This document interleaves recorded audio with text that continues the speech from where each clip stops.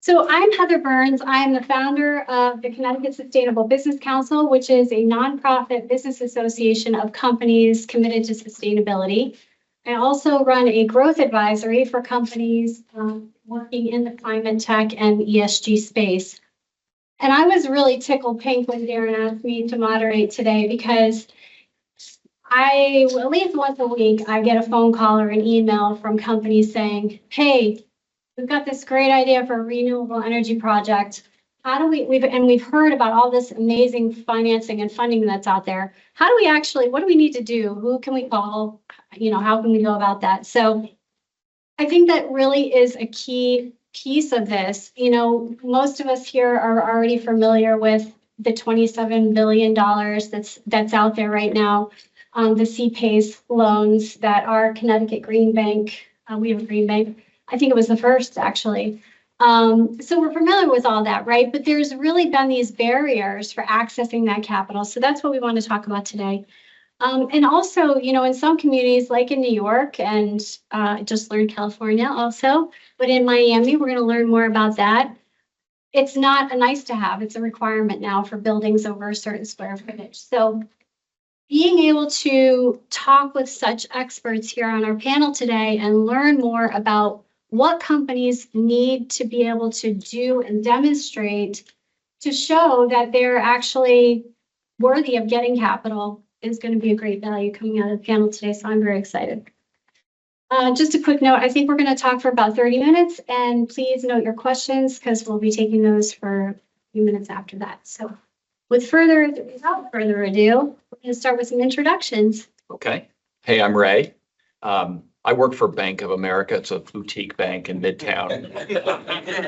So I run what we call NET, Natural Resources Energy Technology, pretty highfalutin, but NET is short, so we're clever. We think it's clever. You can think whatever. So that's traditional oil and gas, that's power, utilities, and mining. All four businesses, and then energy transition is superimposed in all of those, but primarily it's been more grid or power oriented, given the progress we've made decarbonizing the grid. So that's our business. That's the investment banking side. And we work very closely throughout the bank with other parts. We have a large leasing team, which handles tax capacity and tax investments. And given that the IRA is a large tax play, and the rules prior to which were also a large tax play, we have about a $15 or $20 billion principal book there and moving into transferability very rapidly. We also have out of markets a large structured financing group that will look at financing assets or portfolios, non-recourse amortizing type credits. So we have a commodity trading team. It's a big bank with a lot of those tentacles, but we try to serve our clients are, large utilities, large oil companies, all the way down to, sponsors and venture capitalists. It's a pretty exciting space because there's so much change. So delighted to be here today and be part of the conversation. You're key. We all need your funding, Ray. So thank you. I didn't bring that much, Ray. We'll ask you later.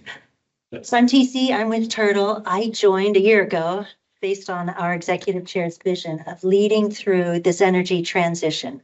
So Turtle's a 101-year-old electrical industrial distribution company, supply chain, and technology services. Jane created Turtle X, which is our sustainable marketplace accelerator. And as soon as I joined, we started looking at what could we bring to the market to help fill the gaps from where we are today and everything we know about it, the operational excellence, and help get to our better green solution to achieve our net zero goals. And I'm pleased to say Triangle was one of those solutions that we found. So pleased to be here today and be talking about how we can together solve this climate crisis. That's great. Hi, everybody. I'm Philipp.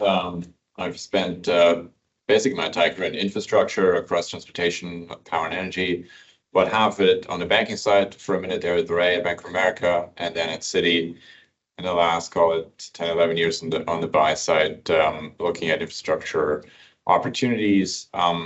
The last, I would say, 4 years, I spent a lot of time with sort of emerging early stage companies, primarily clean tech space, and have been working with there and the team at Triangle for the past 4 years, primarily with a view on infrastructure as a sector and the opportunities for Triangle in that space. Excited to be here. And yes, great to be here. And again, thanks to the Triangle team and everyone here for having me. My name is Silvio. I'm from Miami. I've been doing sustainable finance the last 12 years and 15 years in general, just in sustainability, renewable energy. And my background has been really impact investing at large. And how do we prove the impact that we're generating when we make these investments?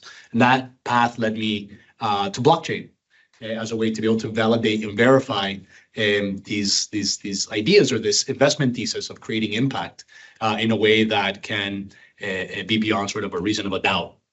And saying, no, don't trust me, trust the data. So, a big part of that vision and my work has been in sustainability bonds, green bonds, blue bonds, and other type of resilience bonds in places like Miami, where I'm an economics lead for the Climate Resilience Committee. We can't issue green bonds because we're preempted by the state, but we can do things that are like resilience and other things, but we still need to prove our impact. So I'm pretty excited to have been working with the Triangle team the last 3 or 4 years now. Time has been flying by to work with both sovereign nations as well as startups and cities and everywhere else in between on how we really put these pieces together to be able to drive impact investing and drive the data that proves the impact that we're generating. So I'm really excited to be here, both as a partner of Triangle, as well as in my role of Logos Capital and as a economics lead for the city of Miami. Thanks for having me.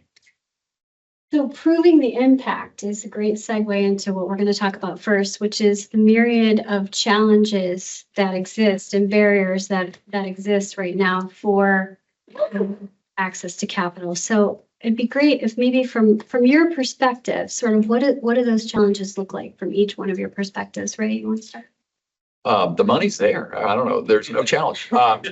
So no, there's a great wall of money and everyone wants to invest in this space. But if you look in the rearview mirror, and some of us drive with the rearview mirror, sometimes we ignore it. Our credit guys definitely drive with the rearview mirror. And so interest rates went up, supply chain got disrupted. Companies agreed to build solar, storage, wind, whatever, gas generation, nuke at a certain price. They had major cost overruns, and then they had to finance at a much higher rate. And so their economics went upside down. So they abandoned a lot of projects. Offshore wind, people just abandoned projects. It wasn't like, oh, my returns are down by 100 bips. It was annihilating returns. It'd be a major write-off. So that was kind of 22 into 23. Obviously, the recent Fed cuts, there's some euphoria in the market there. It'll take a while for that to work through the private and the public markets.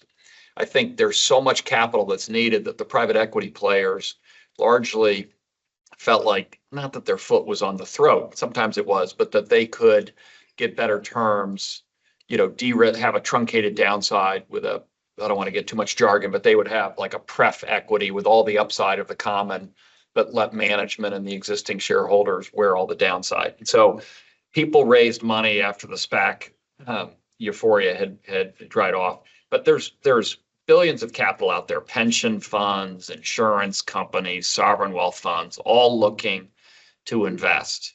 But they all want returns that are pretty reasonable. They're higher than they were, but they're pretty reasonable. And the macro story is getting better and better. I mean, when Friday Microsoft and Constellation announced they're going to restart 3 Mile, that tells you that power is a pretty special commodity right now. And I haven't seen this type of euphoria, this kind of bullish behavior on a commodity sector since 1999. And so the technologies here are different. Solar and storage are the lowest. The distributed solutions are great. Look, permitting's a lot harder. The transmission grid can't keep up. So people say they have a project, they want money, but it's going to take them 7 years to get a transformer or get the rights to interconnect.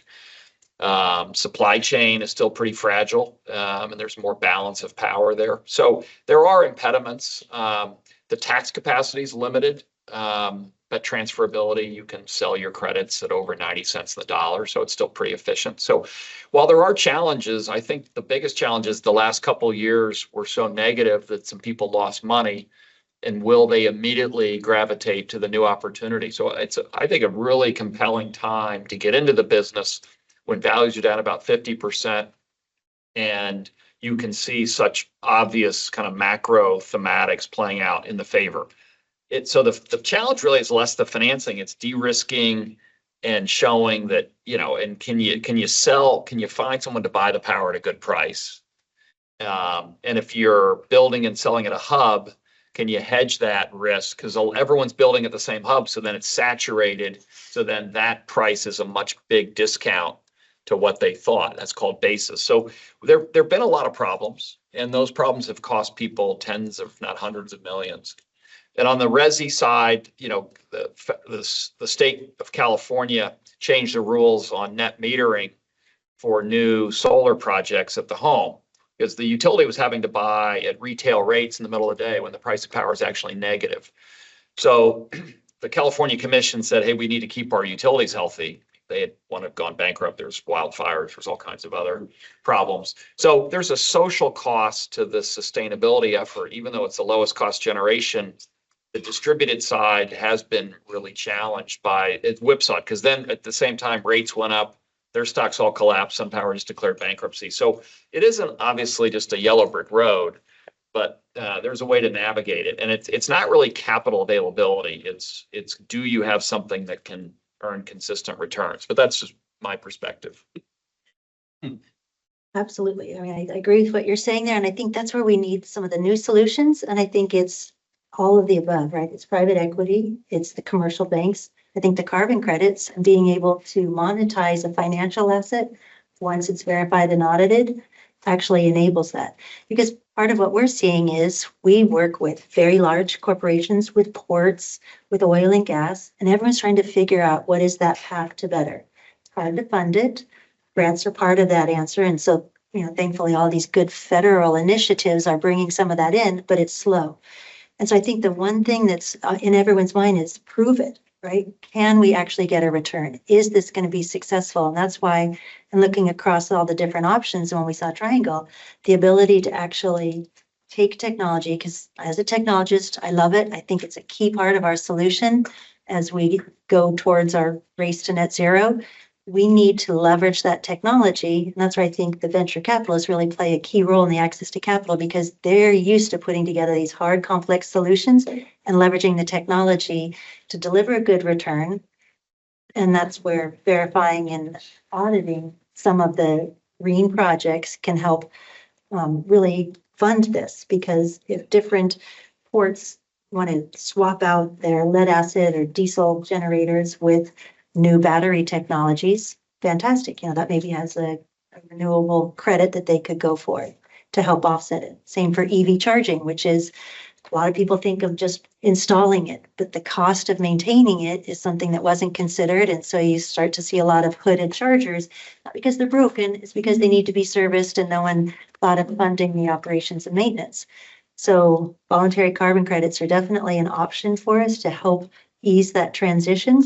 And I think the venture community, as well as new startups, are going to be key parts, because there's some exciting new products in the energy space.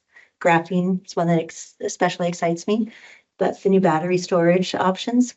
So I think that's where we all need to look and say, what are those green solutions that we can bring in to our existing operations to start changing the dynamic and finding a way to pay for it. Yeah, so maybe expanding on that a bit more about roadblocks from an investment perspective. I mean, I think the general funding environment, just in terms of availability of capital, has changed fundamentally over the last 2 years versus what happened the 2 years prior. It was sort of, I would say, in hindsight, talking about rear view mirror, is probably the golden age of venture capital, being excited about clean tech again. We had seen this maybe 10, 15 years before, once already. And the way capital was deployed at that point in time versus what's happening today is like night and day. I think the venture capital has really pulled back quite a bit. And I think there's a fair question to be asked if venture is always the right answer for early stage funding of some of these companies. And I think alongside that, I think the pressure to perform in terms of showing viability through profitability has increased tremendously. And everybody wants to see near-term profitability. And I think it just makes certain of these endeavors and very exciting enterprises that are out there quite challenging to fund. And I think that's just the reality a lot of people are looking at today. In many cases, they bring directly addressable market and revenue opportunities, but also practical advice on how to get to profitability. So I think I'm quite optimistic, more optimistic actually today on the corporate investment side in the space and the change it can lead to. And I think the last thing I would say is I think, and these are some of the things that Triangle is trying to address. I mean, I think the verification of data is obviously moving more and more into the center of attention. There have been obviously a lot of examples where data was not reliable. I mean, I almost wanted to ask you to repeat the question. I'm going to go off of just the conversation because I want to tie some stuff together. And I think, to Raymond's point, the capital's there, right? At a federal level, at the private sector level, definitely the capital's there. The piping isn't all there. The instruments are not all there. And all the vehicles, I mean, some of them are still being created, right? Even with the infrastructure bill, I mean, you're still seeing like, okay, now we have the money. How do we build a pipeline? That the conversation usually starts and ends with money, but folks don't know where to start, right? And I've kind of been surprised to learn that, I mean, I've been a small entrepreneur, so talking to other executives, that they don't really know all their costs. They don't know where their expenses. They don't pay their bills. The CFO handles that, or that's somebody else's problem to worry about. And so I find the biggest obstacle we have is just that there's so much to know, so much to understand. And it starts with, okay, yeah, here we're going to do your benchmark, which is great. I mean, we're leading in with Triangle as a first solution so that folks can say, look, the capital's there. We can offer green financing and other options, but you need to really know where you're at. And then I think that's the first part of the bun, right? In creating the sandwich. And then, you need the money ultimately. And then you have partners like Turtle that I think can provide different number of products or solutions that you put in there that ultimately give you that profitability, digital twins that can give you more surety to understand, okay, is this really going to work? How much comfort can it give me as an investor, as a lender, that this efficiency will have the efficiency that we look at? Well, look at his digital twin. Most bankers don't know that they should look at a digital twin to verify the performance of something they're going to finance. So there's a lot of levels of education that you need, from climate compliance, understanding tracking and tracing, to understanding the technology, to understanding what are the sustainable tech, to understanding what are the sources of the funding. And I feel like that's the greatest challenge, is just to start to think about, right, what does this green transition look like, for lack of better words, feels daunting, right? And who will help stitch these pieces together in the right pathway? And I find that, yeah, there's some in places like Miami, my biggest obstacle is the state government, right? Which is very antagonistic because they think that this is, greenwash or hogwash, as they would say in the UK. But here it's not about that. I mean, from my perspective, impact investing or sustainable investments or the green transition is just better business, more resilient business, more profitable business, more efficiency, and a better use of capital ultimately that will come along with it. So yeah, I would say that there's a lot of levels and layers to this onion. It's a conundrum, right? To have emerging growth and these catalysts for disruption and try to raise utility scale money to solve this, to enter into this massive industry. So during the SPAC craze, or whatever we want to call it, that little euphoric period of life when we're all sitting at home doing Zoom calls around the clock and capital was flowing and public companies, you didn't use, what were you going to make in 5 years? The concept was great. Oh, you're worth $1 billion, or you're worth $2 billion. It had to be $1 billion minimum, and that, $10 a share, it all worked. So now those stocks are $1, $2, $3, and the volumes are very low. And so these companies they're frustrated. They can't raise new capital. So they have this valley of death. So if you look at the battery side, solid state lithium ion, or you look at Northvolt, I'm not picking on anyone, but they raised all this money. Strategics came in, the financial players came in, they raised billions.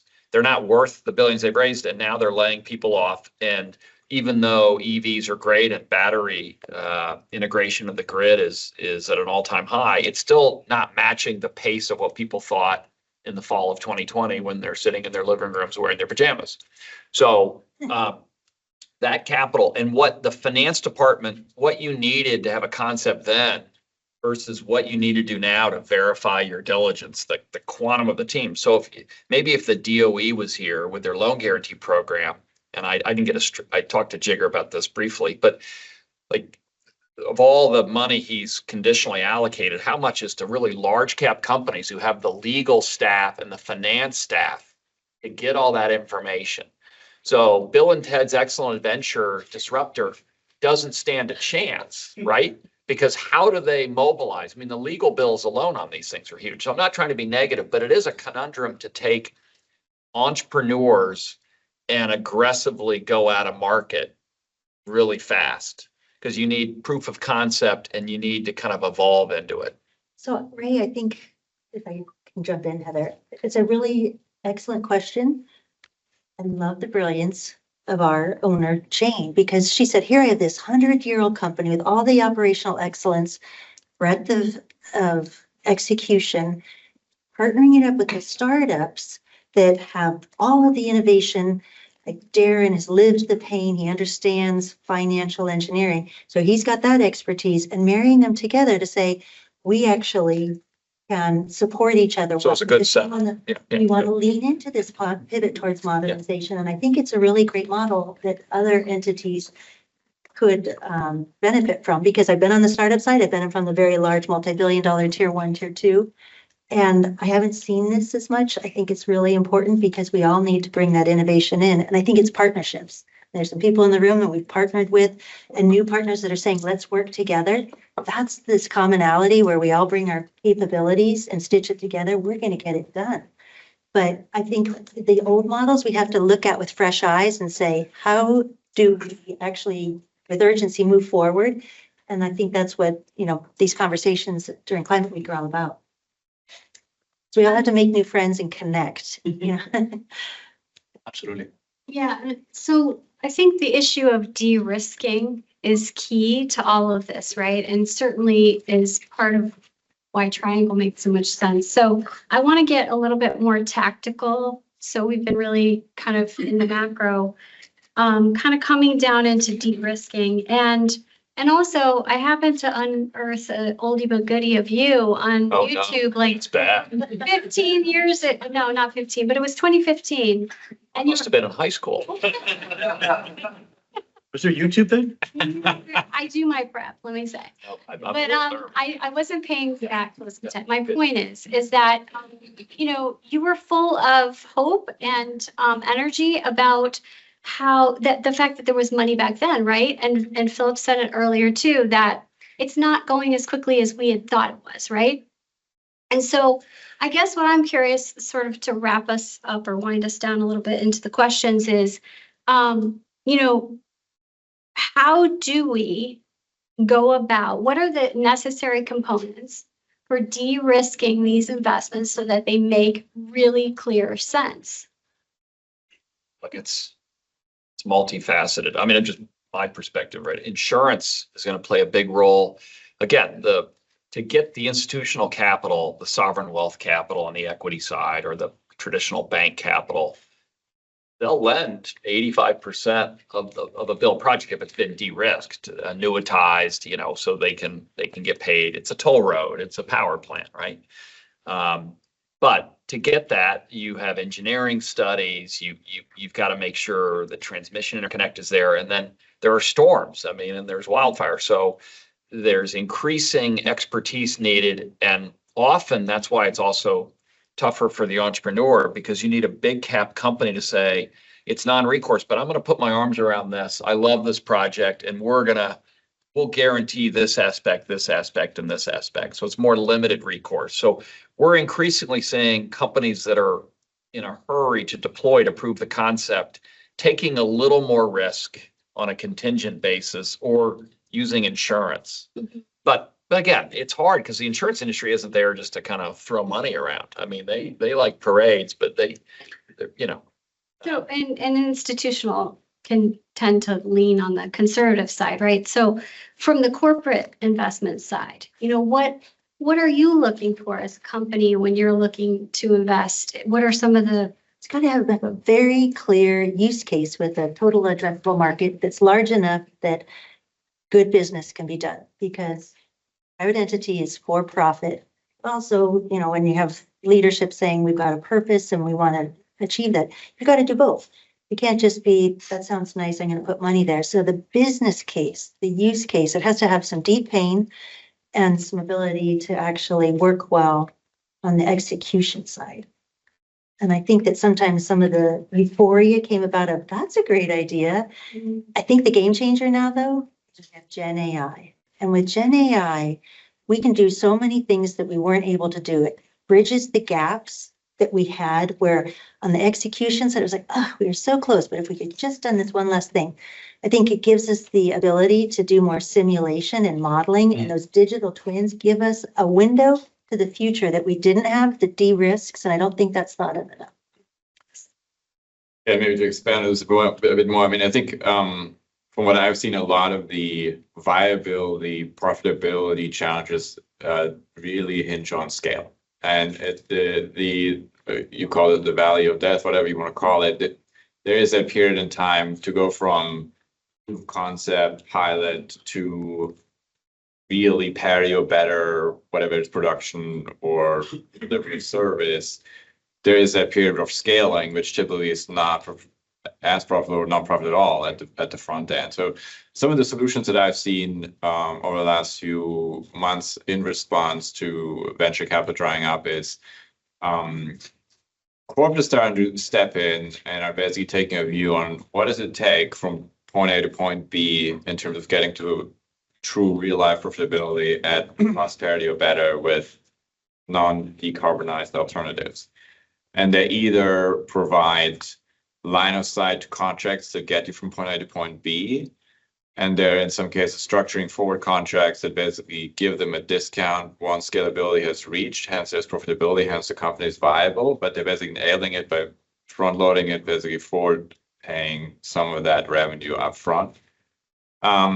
And some people are doing that through contracts and other people are just doing that through bilateral commitments. And I think that's sort of one way of, to your point, of de-risking to enable ultimately profitability and viable companies to get through that valley of death. I think that's sort of, one way I've seen it done. I think the alternative obviously was, and this is what people tried 4 years ago, spent a lot of money at it. So hopefully by the time the money runs out, you're through that valley of death and you get there. And I think to Ray's point, a lot of people are just not making it. And that's just sort of, I think, one of the lessons learned. And I think that's why there's so much focus on it. And then the other thing I would say is, ultimately, the products of decarbonized companies, energy transition companies need to be at cost parity or better to be commercially viable. I mean, I think the subsidized models only take you so far.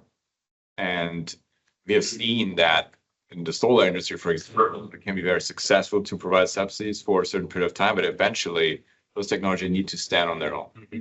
And I think that's sort of, one of the most important screens, I think, for across the board for new technology to see, is there a life after subsidies?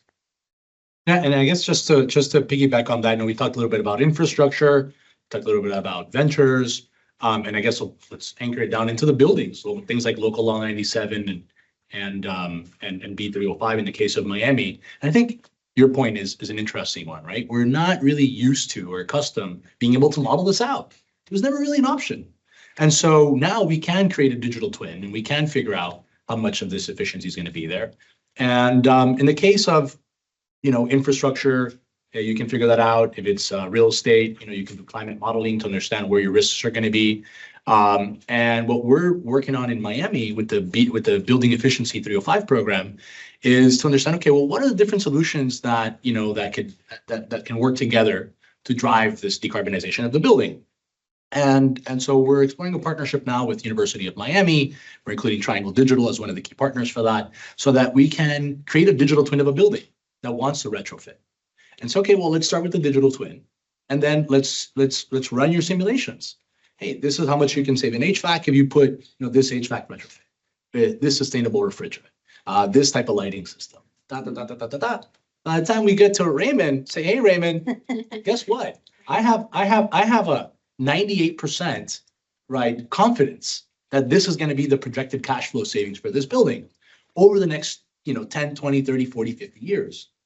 And so the conviction rate is going to go through the roof. Who would be able to say no when you have all that data to be able to make that argument, right? And again, you need then that life cycle management, which also Triangle does provide. So I think that, that's insurance needs to be an important part of it. But there's obviously more modern things like parametric insurance that can be very specific Yeah. to whatever your risk needs to be. The corporate partnerships you mentioned is another big part of that, but it depends on what is the project. If it's just a building retrofit, just a digital twin with some simulations to understand what the savings could be, could probably be more than enough to justify a 10, 15, $20 million investment in retrofitting a building, because you're going to improve the cash flow. You know when you're going to do the installations. You know what the digital assets are, who's going to do them, when they're going to get serviced.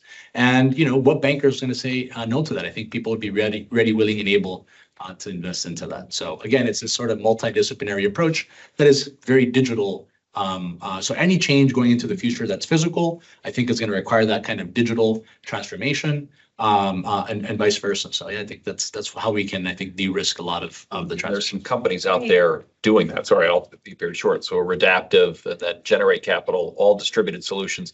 Sometimes it's providing services or capital, because the hurdle rate for the building owner may be much higher in his or her mind than what the market would pay for the retrofit. And so you can have capital come in, sign a contract with percentage of savings. And that's kind of, it's not commoditizing it, but it's making it more modular and easier to digest. And if it's lowering the hurdle rate, it means more capital will get deployed and we'll do these retrofits faster. So it's a fascinating time. Okay, great. So let's turn to you all for some questions. And we have one back there. It's always me, sorry. I don't want to pick on you, Ray, as the boutique in-town firm. Yeah. Thank you. But you brought up de-risking of clean energy investments and the need for the insurance industry to really adapt to it. We know that they're getting far more, sounds silly to say, but the insurance industry is getting even further risk averse. Yeah. But renewable energy, by definition, requires adverse weather to exist and generate. You need high winds. You need lots of sun. You need all these sort of polarizing weather impacts, and they're more susceptible to it. So how do we value these in your decision-making process across all of you there? How do you value the, how do I say this right? How do you value sustainability investments that have that codependency on adverse weather, but need that to actually exist? Well, I think there's wind studies or solar studies. I mean, you pretty much know what the P50, the P75, the P80 is. And so it's a wind resource perspective, we've always been wrong, but we've been sure, each time that we're right? So there's a highfalutin consultant. Yeah, well, I mean, those consultants, bless their heart. And it's worse in other countries. I mean, in India, everyone's been well below. I mean, that's life. So there's a little cynicism about it, but yet we still demand it, and the rating agencies demand it. But I don't think we're demanding, it's not really weather volatility. Now, weather volatility is driving storage. I mean, there's a lot of investments, people doing merchant in Texas to make money. In this last summer, they didn't make as much as they thought because even though weather was volatile, power prices weren't. So they didn't have runaway problems.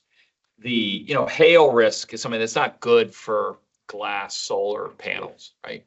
Hail, it's not good for your car either. So, and where the hail zones are. So I think it's going to be increasingly difficult. And we've had several clients that sometimes they're just installing it and they can get new equipment and insurance covers it, but it's been a real problem. So now certain hail zones, you can't get insurance and the banks will just say, no, I don't, does that mean you shouldn't build there? Well, maybe.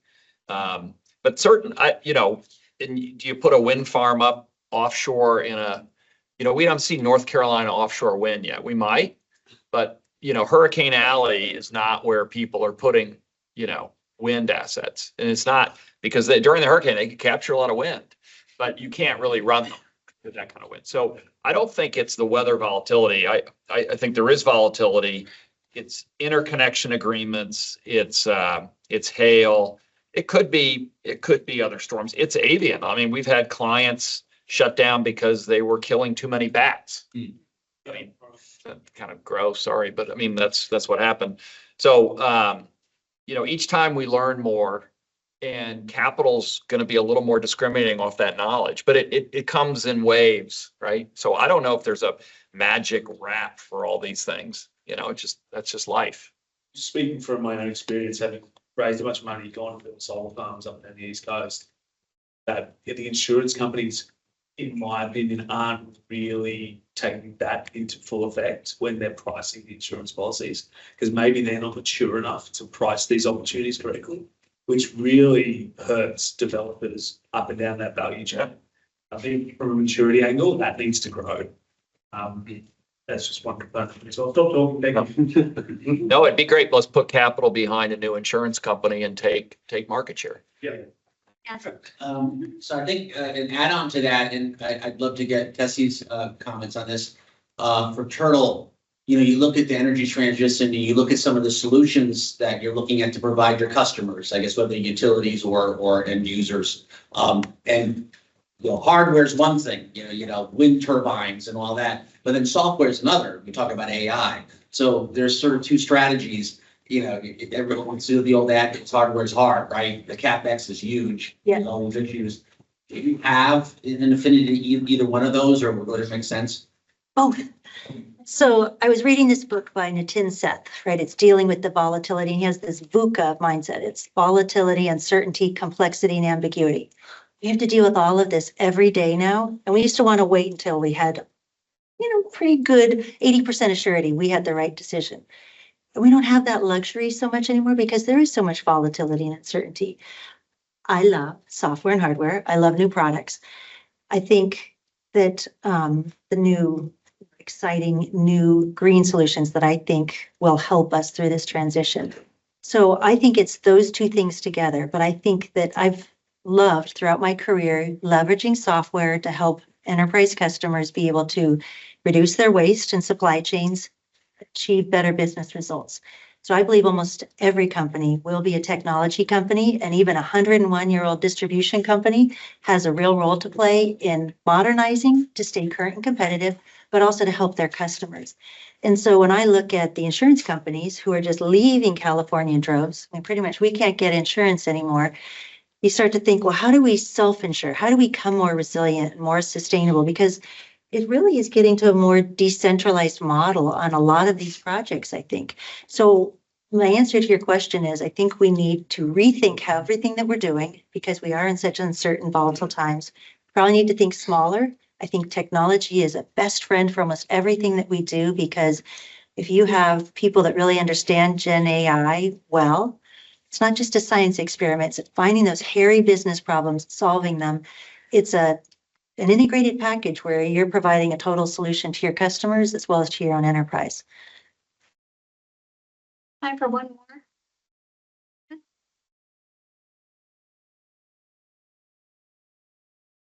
Not sure if this is too much of a red herring. This is really for Bank of America.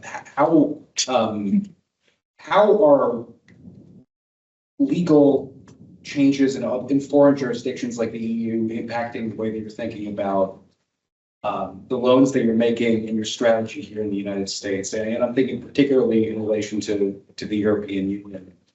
There's been a lot of focus in Congress about how some of those regulations and some of the data requirements that they're putting in place are impacting American businesses, but also we are ceding U.S. jurisdiction to the Europeans. I guess I'm just curious about the costs, how that has impacted your strategy and what you'd like to see here stateside. No, I mean, look, I'm amazed every day. There's more regulatory pressure, and I mean, not just with the EU. I mean, we have this thing called the Office of the Comptroller of the Currency, and this organization where I'm working now is deemed too big to fail. So they watch us and they make sure we don't do anything stupid. And their view of doing something stupid is more conservative than probably everyone else in this room. So they're risk averse. We have a thriving EMEA practice. I haven't really been privy to those discussions to understand kind of how we're papering that and under whose law. When we have an engagement, whether it's either under British law or it could be there could be German law or US law. We just navigate that. We have, believe it or not, a large tech practice and a large legal practice. So I haven't been confronted with the regulatory burdens of lending in the EU. So I'm not really equipped to answer your question, but we we have several loan origination centers and, you know, we're constantly focused and funding, you know, you've got to worry about the funding cost as well. A lot of our business in Europe, I mean, there is a fair amount of corporate lending and some more project lending, but I'd say it's still more advisory. And the big European project banks will take a much lower return and have a different perception of risk.